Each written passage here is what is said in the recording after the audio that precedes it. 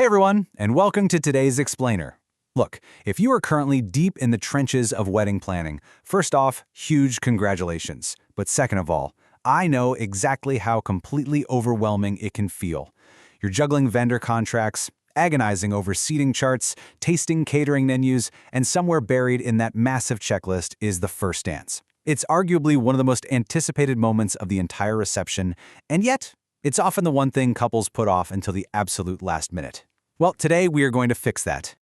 I mean, how many times have you or your partner said, "Don't worry, we'll just wing it"? It is incredibly common. But let's be totally honest here, that stressful, last-minute mindset is usually a massive recipe for awkwardness. You end up out on the dance floor, swaying back and forth like you're at a middle school dance. Actually, scratch that, it's worse, because you're whispering out of the sides of your mouths, trying to figure out who is supposed to turn whom while everyone watches.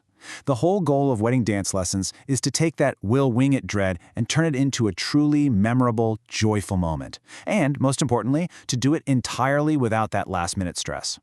So that brings us to the million-dollar question. When is the actual right time to start preparing? Well, I'm going to make you a promise right now. By the end of this explainer, we are going to completely transform your dance floor anxiety into a highly manageable, structured action plan.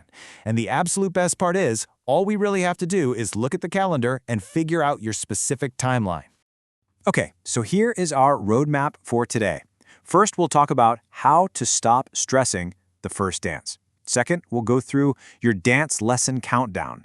Third, why experience level matters. Fourth, how many lessons you actually need. Fifth, perfecting your practice plan. And finally, number 6, getting that final wedding day polish. Basically, this is your complete guide, taking you all the way from macro level planning right down to your daily habits. Okay, let's dive into this with Section 1, Stop Stressing the First Dance. Let's establish the absolute baseline you need to know. If you're looking for the quick, general golden rule, here it is. For the vast majority of couples, the absolute sweet spot to start taking dance instruction is about 6 to 12 weeks before the wedding. Now, why this specific time frame? It's perfect because it gives you just enough runway to learn and actually lock in the choreography, but without dragging it out for so many months that you forget everything you learned.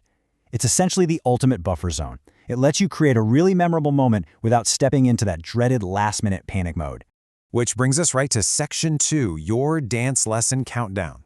And remember, think of this timeline as an empowering tool, absolutely not some rigid trap you have to force yourselves into.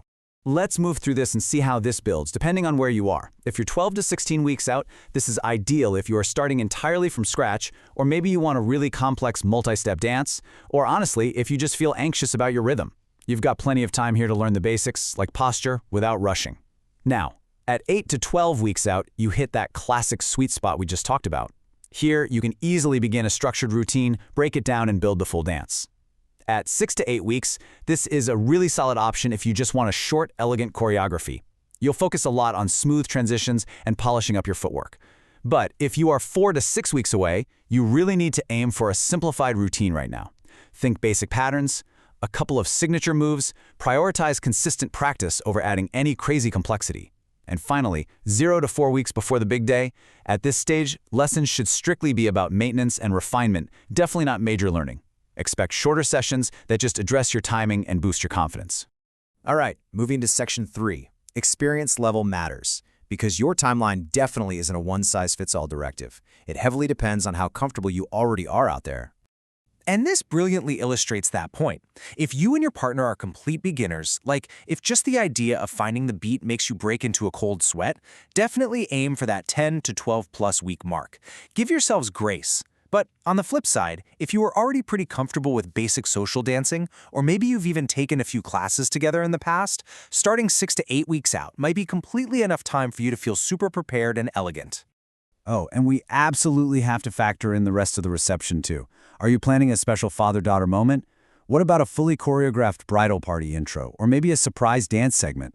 The golden rule here is simple. The more distinct, separate dances you plan to feature, the earlier you absolutely must start preparing.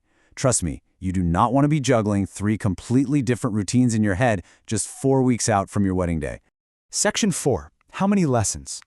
Let's zoom in a bit from that macro timeline. We know the weeks, but how much actual professional coaching time are you going to need inside the studio? So the crucial point here, and this usually surprises people, is that most couples actually land in the range of just 4 to 8 total lessons. Seriously, that's the whole shebang. These are typically spaced out roughly once a week, and then maybe they bump up to twice a week as you get super close to the wedding date. It is a highly, highly manageable time commitment, provided you start in the right window. And the typical approach during these 4 to 8 lessons progresses in a really logical way. First, you assemble the routine early on. You're basically just getting the skeleton of the dance down. Next, you polish the timing and the transitions just so you aren't awkwardly pausing between your moves.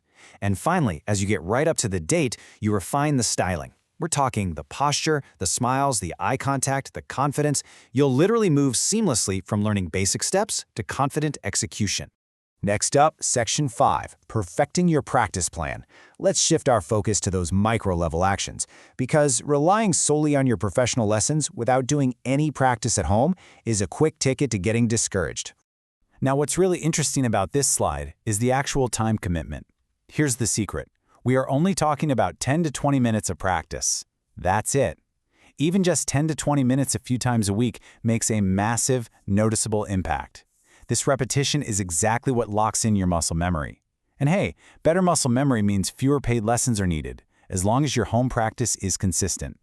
But remember, practice isn't just about memorizing the steps. It is all about aligning your choreography with real-life constraints. You literally need to simulate the wedding day conditions.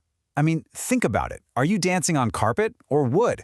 Because that completely changes how you turn. You absolutely must practice in the actual footwear you'll be wearing. You have to account for a restrictive dress length. You even need to practice the ring shuffle. You know, that slightly awkward hesitation point when you first step onto the floor right after the ceremony or the announcements. By simulating these conditions at home with the exact song section you'll be using, your movement is going to translate perfectly from the dance studio directly to your actual venue floor. All right, our final section, number 6, final wedding day polish. We've officially transitioned to those last few days right before the wedding, where all the major learning stops and pure confidence building begins. You should absolutely always schedule a final run-through. You can do this during your last lesson, or even better, as a rehearsal right at or near your venue. This confirms your timing, your spacing, and crucially, your safety if you are planning any big spins, dips, or grand gestures. And you know, this is exactly why choosing a slightly earlier start date is so incredibly valuable. It gives you the breathing room to simplify things if, say, a dip suddenly feels unsafe in your dress. And it completely helps you avoid the immense pressure of trying to learn new choreography under the heavy fog of wedding day fatigue. So, as we wrap up, I want you to literally take a look at your calendar right now. How many weeks away is your wedding date today? Are you sitting pretty in that 12-week sweet spot? Or are you at 6 weeks and realizing you need a simplified plan? Take a second to calculate your timeline, honestly assess your experience level, and make a confident decision to take action today. Because pulling off a truly unforgettable first dance isn't about winging it, it's just about knowing when to begin. So what step are you going to take this week to ensure your first dance is absolutely unforgettable?